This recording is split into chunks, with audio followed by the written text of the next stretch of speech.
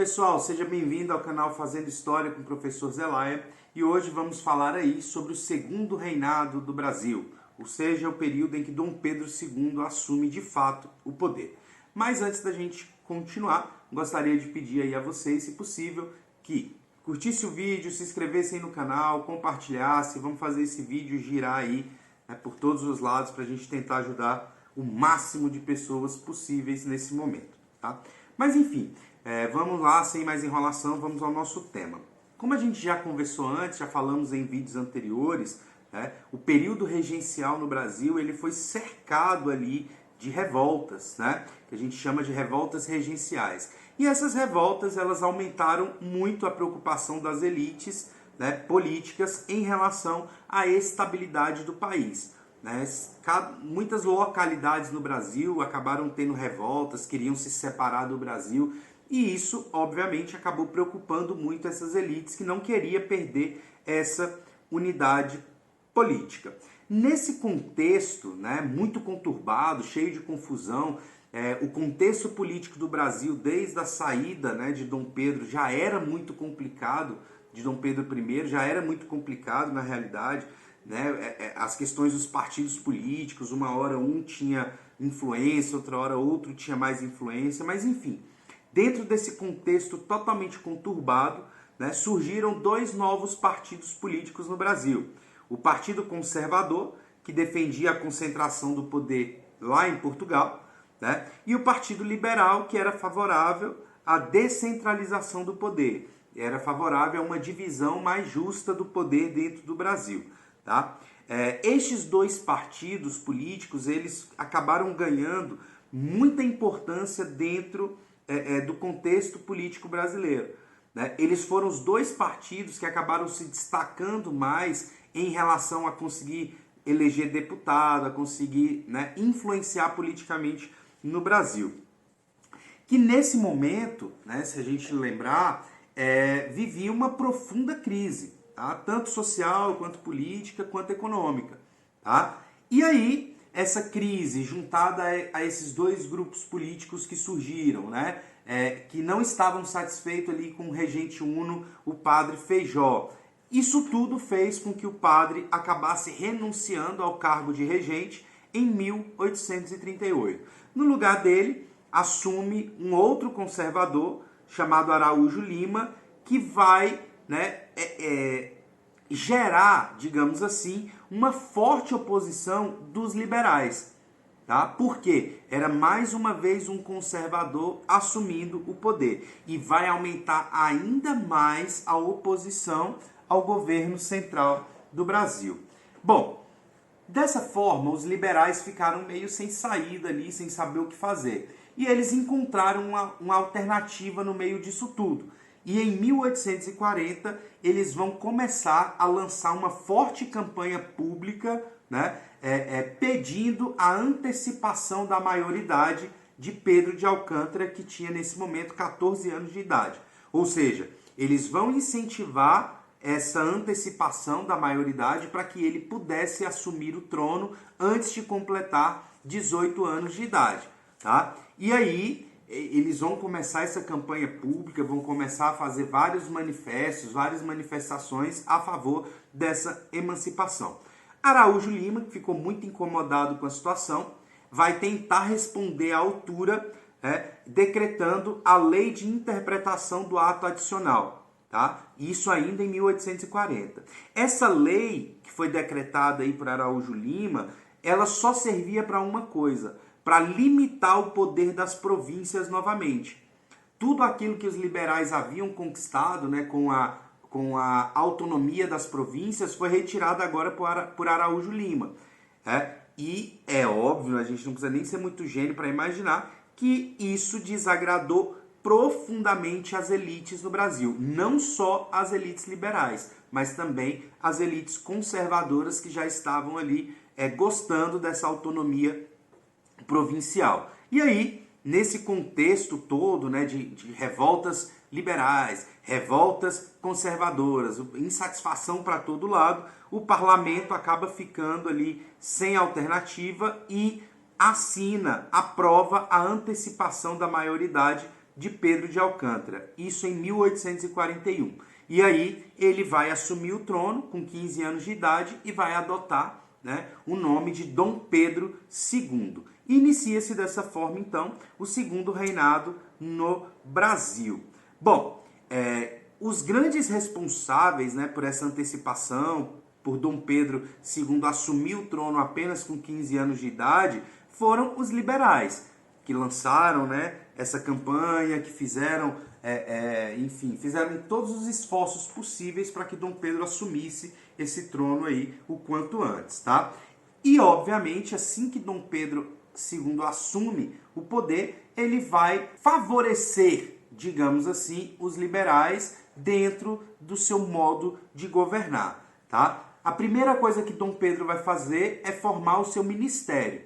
E esse ministério, esse primeiro ministério do governo de Dom Pedro II, foi todo ele formado por liberais, né? Obviamente que isso foi uma forma ali de retribuir, o apoio que eles deram a que Dom Pedro assumisse o poder o quanto antes, tá? Além desse primeiro ministério ser todo formado ali por liberais, Dom Pedro II também dissolveu o parlamento na época. Ele deu o pretexto de que ele não podia confiar naqueles políticos que lá estavam porque eles foram escolhidos antes dele assumir o poder. Então ele vai dissolver todo o parlamento e vai convocar novas eleições. Mas na realidade ele fez isso porque o parlamento era basicamente todo formado por conservadores, né?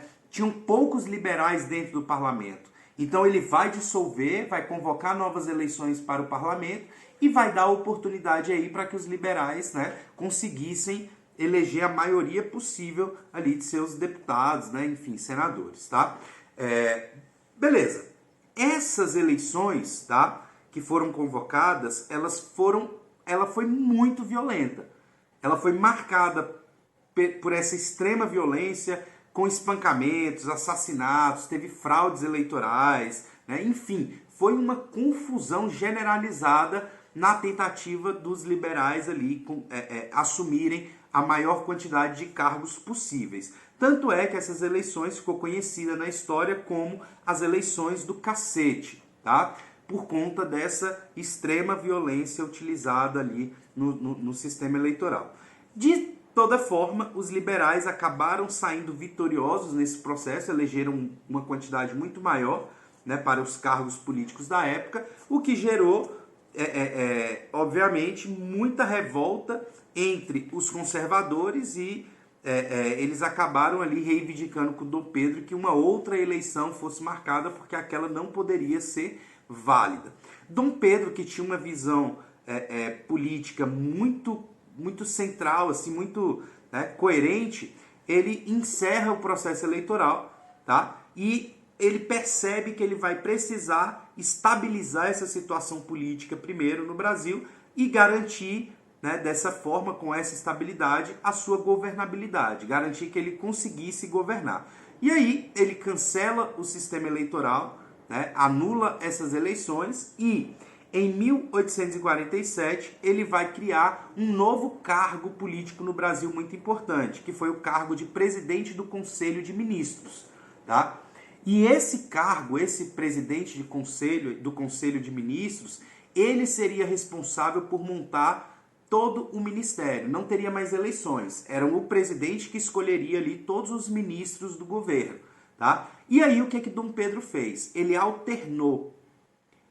Em um momento ele colocou um liberal, passado alguns anos, né, eram 3 anos, ele trocava e colocava um conservador. Um liberal, um conservador, um liberal, um conservador. Dessa forma, ele conseguiria agradar aí todos os núcleos, né, políticos, todas as elites políticas nesse momento, e aí ele conseguiria governar de forma muito mais tranquila, digamos assim, tá? E foi o que aconteceu. Ele diminui os conflitos, né, entre os dois partidos e assim ele foi promovendo esse revezamento aí dos cargos, né, de presidente do Conselho de Ministros, tá?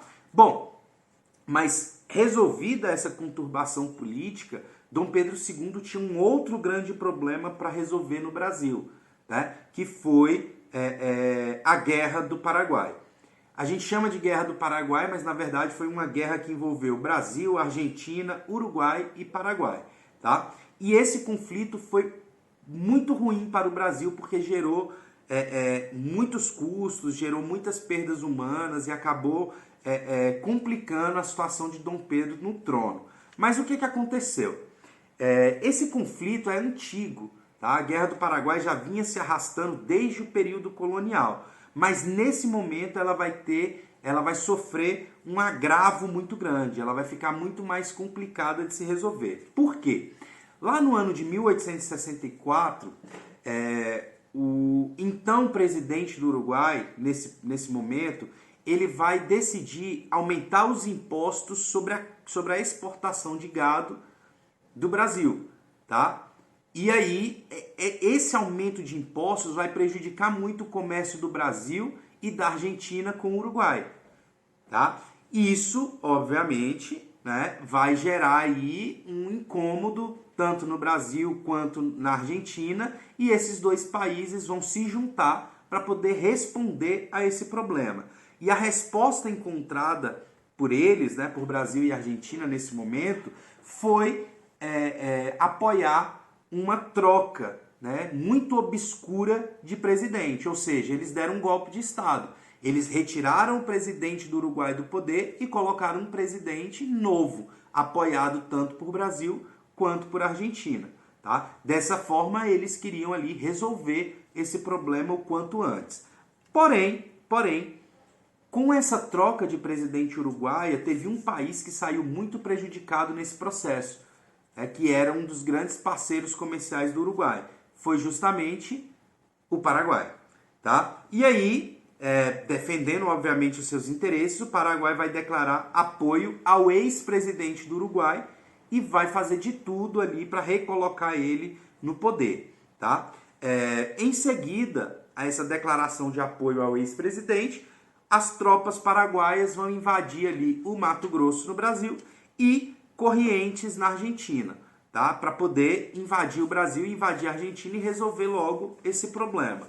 Mas o Brasil e a Argentina vão se unir, né? E vão se unir também com o novo presidente uruguaio, né? Numa tríplice aliança, que foi assim chamada, e aí eles vão declarar guerra contra o Paraguai. Esse conflito vai perdurar aí até 1870, quando o então presidente do Paraguai, chamado Solano Lopes, morre, e assim o Paraguai perde a guerra e restabelece ali o domínio de Brasil e Argentina na América do Sul.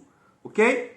Bom, todos esses problemas aí foram enfrentados por Dom Pedro II, que, após a Guerra do Paraguai, vai começar a ter muitos problemas no Brasil por ordem econômica, política e social, tá? Por conta dos grandes gastos, né, promovidos na Guerra do Paraguai, e a elite brasileira julgava desnecessário, né? Ela preferia que o Brasil saísse do conflito e deixasse para lá, mas Dom Pedro insistiu. Vai ter uma perda humana muito grande, gerando, né, uma crise social no Brasil e uma crise política, obviamente. Beleza? Bom, é isso, pessoal. A gente vai ficando por aqui. Espero que vocês tenham gostado do vídeo. A gente se vê na próxima. Tenham um bom dia, uma boa tarde, uma boa noite. Tchau, tchau!